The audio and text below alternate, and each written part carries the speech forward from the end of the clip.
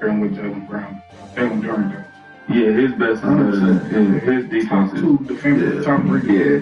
He definitely got an island out there. And it's kind of crazy because in JD's case as well, bro, if y'all wouldn't got another person who can just like ISO or create as well, I wouldn't have to do as much as I did last year. My role would be a lot simpler. If the Thompson twin actually got better, mine would look better. Fact. Yeah, if he got better, I would actually look better. So that's true. We'll see what happens, man. Game 1. Celtics at Detroit's going down for sure. The next game, championship night in the Garden, man. You got the 76ers pulling up for ring night. First look at the new Sixers, and man, the Knicks will be celebrating. That's going to be a hell of a game, boy. Fire game. I think it's going to be a blowout.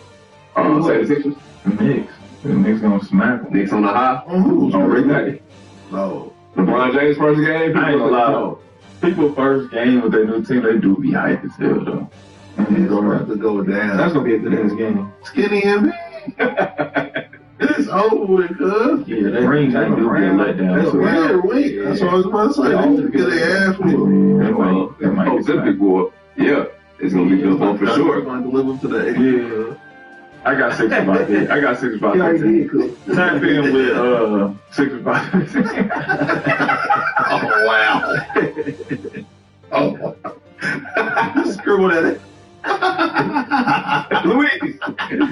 And then to cap off the night, man, we got OKC at San Antonio, man. Conference Finals recap. I love this matchup. Yes, sir. I know.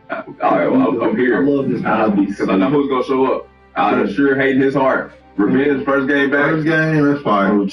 No, he will be the victor. And Shea gonna want some smoke too. Yeah, y'all been disrespecting my name. Yeah. Shea Holmgren gonna kill. It's got to be better than the Christmas lineup. This lineup is fire. Yeah, this is fire. This is elite. This is a great way to start these games. Huh? Yeah, I feel like I thought the Knicks and Sixers would be a Christmas game. You know what's crazy? We like boys ready to skip over football. That's crazy. I'm kind of ready for football, though. No, I'm not. I'm ready to. I want to see some basketball. Speaking of football, let's go ahead and load it up. Before we get to the Christmas schedule, let's go to the NFL schedule, because this is what they got to deal with this year, too. The NFL schedule this year is not slight at all. That first game, boy, out the gate, you got the Packers at Chicago, a rivalry game. It's that late in the season. It's going to have playoff implications, I'm sure, at one. Boy, that's tough. That's a tough game to deal with, bro. And the NFL coming out swinging. Just glad it's this time of year. What day is their first game? NFL? September, I believe. You got preseason games out this month. Yeah, that night before. That night Rams game, boy. Hurt, bro. We always hurt. Y'all always hurt. But y'all always find a way to be somewhat competitive as well. Can we go to the Christmas games? I believe the second game is I think it's Bills and Broncos. That's going to be a fire game at 4. In the late game, you got Rams and Seahawks. You got 3 NFL games that's fire. Do you think they're going to watch that over NBA games on Christmas? Yeah, bro, if you look at the NFL ratings. I'm not saying, I know that a lot of people watch the NFL. Yeah. I just feel like Christmas Day is just, that's an NBA, that's just like an NBA day. I'm not saying NFL Thanksgiving is football. That's the NBA. We feel that way because we all love. What is up, everybody? We are here at Medieval Times, and we are so excited to tell you about our new show. We've got new stunts. We're performing new action. You're going to see incredible horses. You're going to see showmanship. This show features new characters, new plot lines, new twists and turns. I'm really excited for the action perspective. This is going to be one of our more aggressive shows, so we're pretty pumped up for how we're going to be pushing the envelope on this one. This show is for everyone. Bring your friends, bring your family, bring your friends' family. Whether you want to see action, whether you want to see some drama, the horses, the sparks, this is an incredible experience for everyone. We hope you guys come and see us here at Medieval Times. We know that you'll enjoy this new show. Buy a ticket. You're not going to want to miss this. I guarantee it. Can't wait to be here.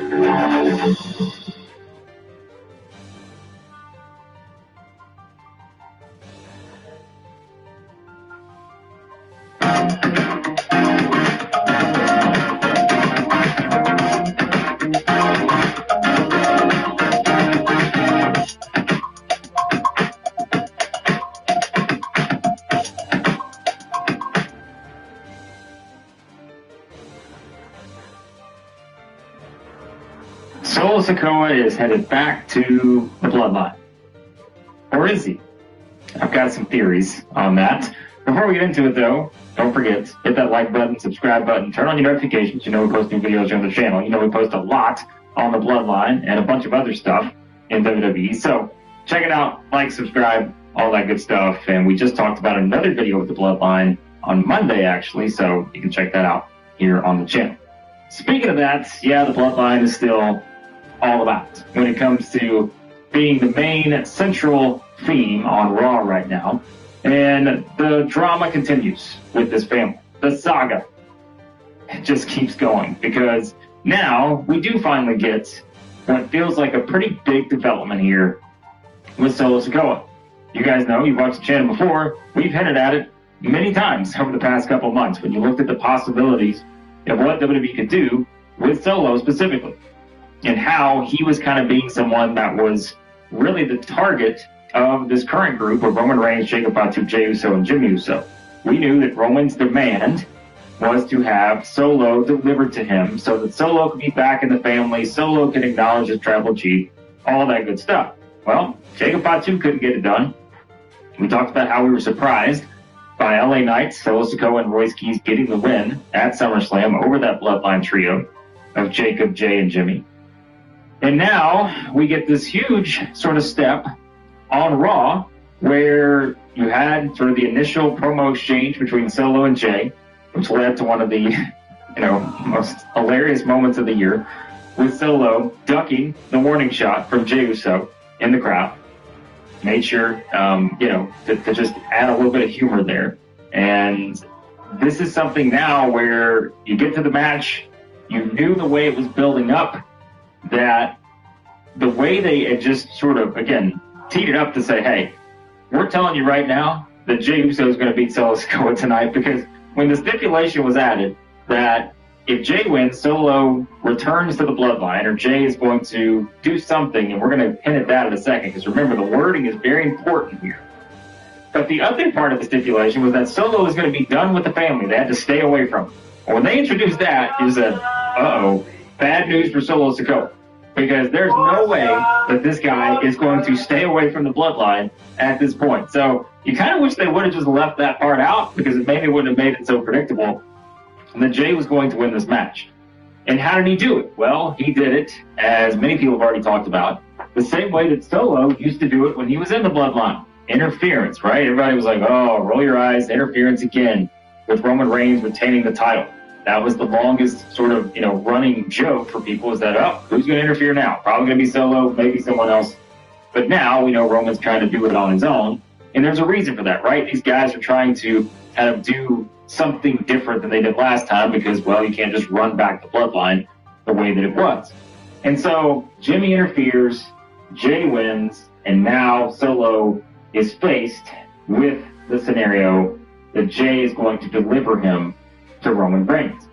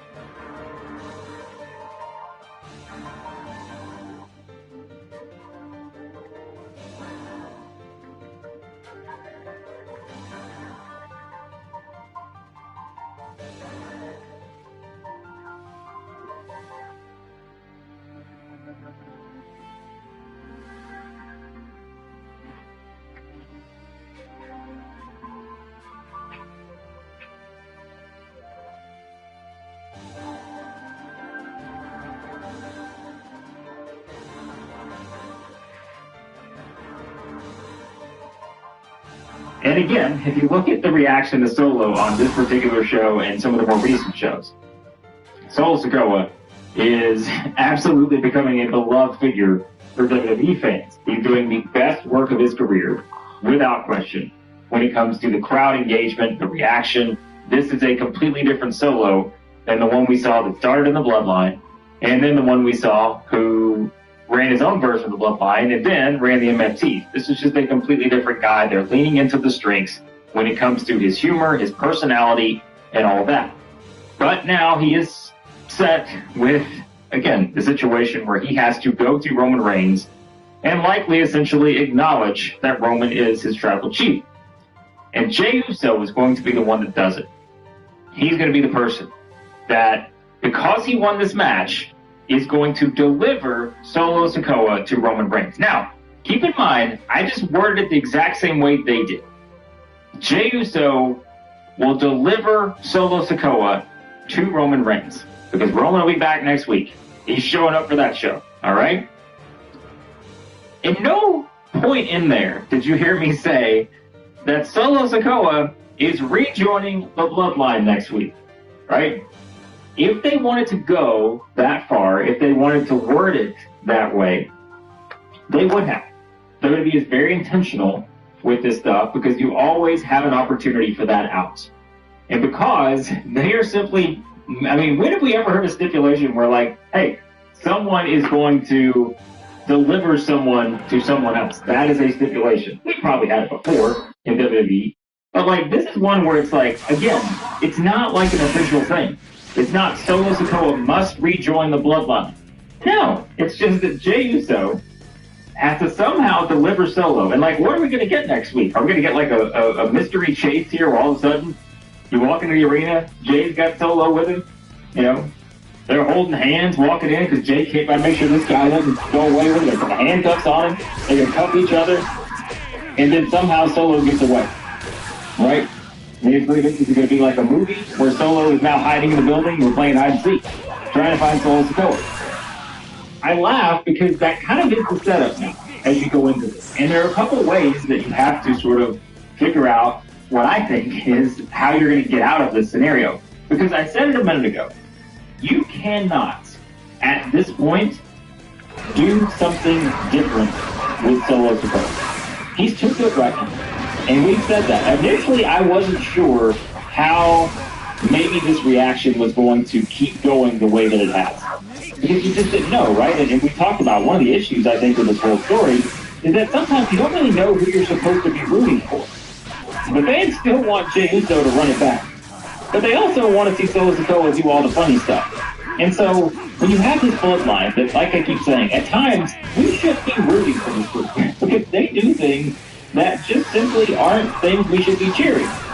But yet we do because, well, they're cool. They're the bloodline, right? It's Roman, it's Jay, it's Jimmy, and Jacob. All right, we love these guys. Because we've been cheering them for years now until, you know, you kind of now get to this point where all of a sudden they're doing a lot of the same things. We're just supposed to cheer them. And I think with Solo, now he's at a point where, again, it's hard not to cheer this guy because it is the Solo that we wanted to see. So, for that reason, I think because you cannot go back to the way it was with Solo Sikoa, he can't come back and be the stoic enforcer of the bloodline. I mean, Jacob's kind of taken that enforcer type role, right? But to me, here are a couple options you have. For over 50 years, Legal Shield has made it affordable and easy to access a lawyer. Now we make it even easier. Just tap on the app for a great new way to connect with a vetted lawyer. Everyone needs legal help, but not everyone can afford a lawyer. Until now.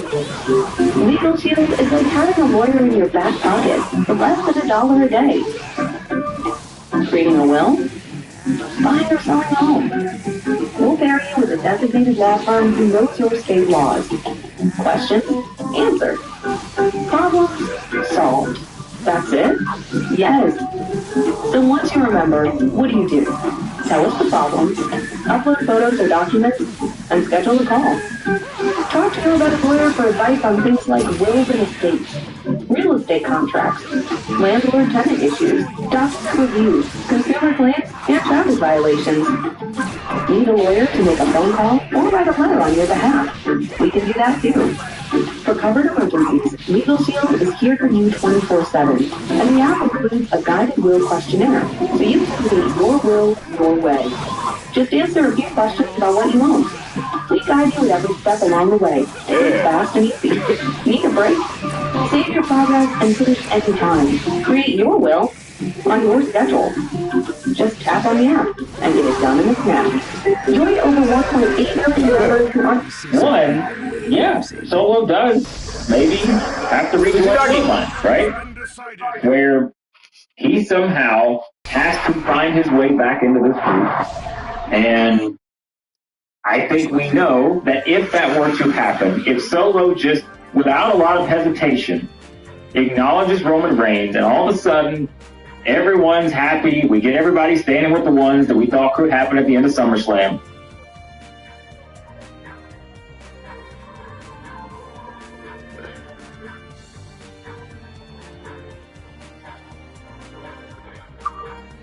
You get that visual, right? There's no way, though, right now, we can look at Solo in that picture and feel like this guy is being completely 100% honest and truthful as to his intentions of rejoining this group. Because, again, it's not like they did not give him a choice. They did not say this guy, you know, you have to do this or else. Like, they didn't say that. They just said that Jay's going to deliver Solo to Roman. That's all they said.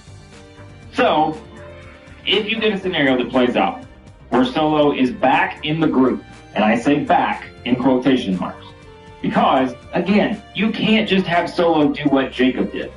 Now, that may be a bit of a knock on Jacob, but we know, and at least we think, that there is a longer-term story in play here. I know, I've seen a lot of people say, oh, no, not this BS. They're putting Solo back in, now what, right? I think there's a longer story in play. I would hope so, because if not, then again, what are you doing? Especially if you're going to now put Solo in a position where he takes a step back, when in fact it feels like he's as close to being one of those top guys than ever before in this WWE run. He's never felt this close to the top. So let's say Solo all of a sudden is back in the group, all right? It can't just be because Solo is there and he's just going to ride the wave, right? There has to be a reason. There has to be some sort of mission here for Solo Sikoa to go along with this plan, to run the play. And that's where I think things get interesting, because who has Solo been connected to over the past little bit? Well, it's LA Knight. And they had another exchange on Raw this week where Solo is trying to warn LA Knight that this isn't about LA Knight versus Roman Reigns. It's about LA Knight versus the Bloodline. And so, LA Knight didn't come out to help Solo. And so Solo was, in fact, Solo in this match, and it cost him. So, you could do something where, all right, maybe, because we know we're headed towards Roman Reigns versus LA Knight. Solo is in the group, and maybe Solo is thinking, you know what, I'm in this group for now, but I'm going to do the ultimate sort of task here to save everyone. And he could very well be the person, as we said, who helped Roman Reigns all those times retain this championship for all those years. Solo could be the person that cost Roman Reigns the championship. Now, could that be against LA Knight? It's a possibility. If you're doing that match in Money in the Bank, you want to take a shot at it? Maybe. Could it be against someone else? Also maybe. But that's where, again, you run that risk of how long will it take for that to play out, if that is your goal.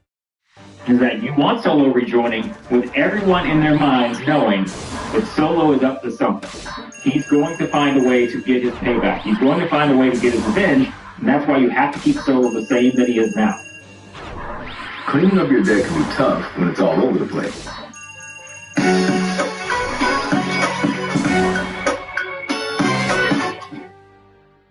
We saw the best dinner through Rover. Cat loved it so much he didn't want to come home. Skipper was well cared for in a wonderful home environment, which is why we choose Rover. So Solo Sikoa has to join the Bloodline, and what the heck is going on with Don Mysterio? Let's talk about some of the highlights that came out of Monday Night Raw. In the main event, we did have Jey Uso going up against Solo Dolo Pew. Now, I like that the opening segment, we did have Jey and Solo going back and forth. Solo is so very over. And I think WWE really knows this. But in a surprise twist, the ending of Monday Night Raw, you had, with the interference of Jimmy Uso, you had Jay pick up the victory over Solo, and the whole consequence here is that if Jay wins, Solo must rejoin the Bloodline. They are going to serve up Solo Sikoa to Roman Reigns, who's returning next week on Raw. Now, we all are enjoying Solo doing his own thing, right? I'm having a great old time with Solo actually being able to go out and express himself and his comedy and his character, and he's his own man, and I'm really having a good time, and I don't want to see him go under the thumb of the Bloodline, but that I think that is where the story can get kind of interesting for him, is that if he is now forced to get in line with Jacob, Jay, Jimmy, and under Roman, but you can still have this character Solo, but he's reluctant, and he has to do all of the things that Roman wants him to do. It's going to be like Jacob, maybe, but they could try to twist it a little bit, where maybe it's because Solo does not want to fall in line. He's forced to do this, but maybe he undercuts everybody. Maybe he doesn't do all the regular things like Jacob. Jacob lost to Roman, and then immediately just became number 2 for Roman Reigns. Forget that they had matches together. Forget that Jacob didn't want to do it and joined the Bloodline, and now it's all cool. I don't think they'll do that with Solo, but I'd love to know what you think. My name is Matt, by the way. Welcome to Assemble, guys. If you end up enjoying the reviews and the shenanigans we do here, then hit subscribe, because we're trying to get this bad boy to 60,000 subs someday. But I do think that this is one of the more interesting stories simply he's got going on right now is Solo. Don't want them to do carbon copy of what they did with Jacob. Let's see what's going to happen. I'm excited to see what's going to happen next. If Solo beat Jay, then they've got nothing really to do with Solo. So, yes, it's more Bloodline, and that may be tiresome for some people, because they're like, I've seen it over and over again, but I think this is a new wrinkle, and I think it's going to be kind of interesting to see Solo with his new character, the babyface, and they put him in this position. It kind of feels like Sammy with Bloodline a little bit, and hear me out. It's that Sammy was very comedic. He broke them every moment backstage.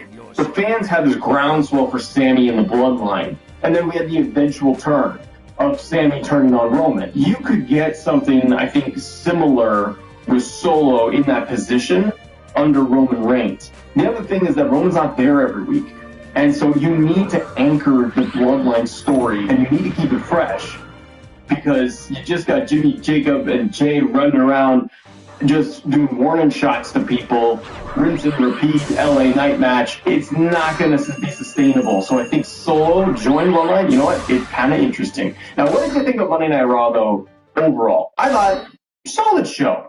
No real big hiccups, but I'll tell you one thing I did notice, and this episode kind of showed it, and it's very interesting to me because of a stark contrast very quickly between Raw and SmackDown. Raw now lacks all the star power at the top. Like, I like the Solo Jay match, and I like the story they're doing. That was the main event.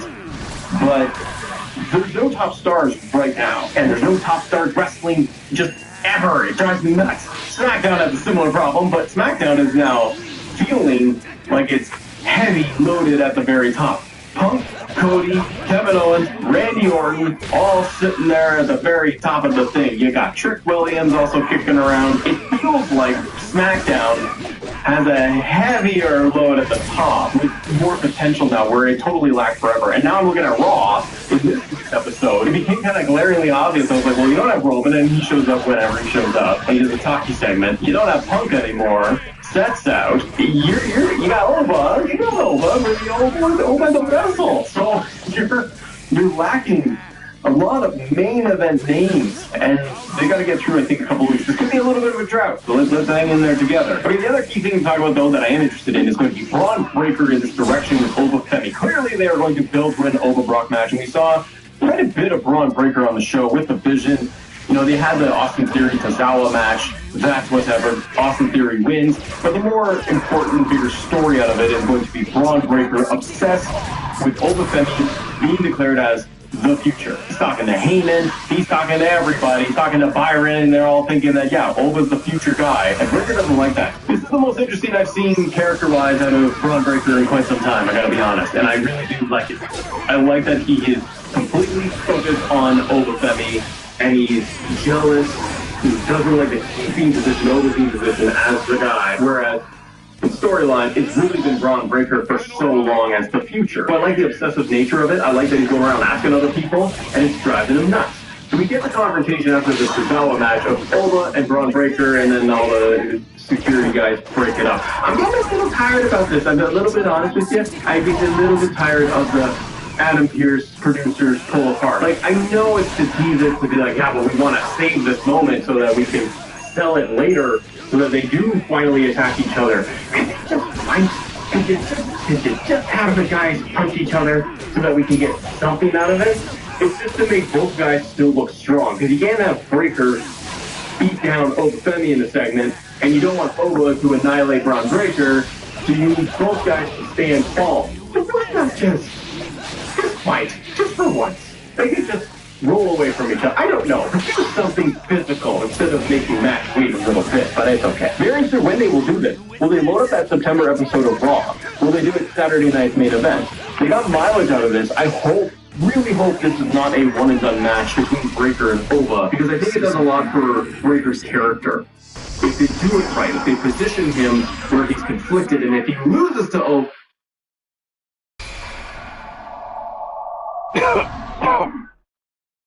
No matter how it happens, winning is what's important.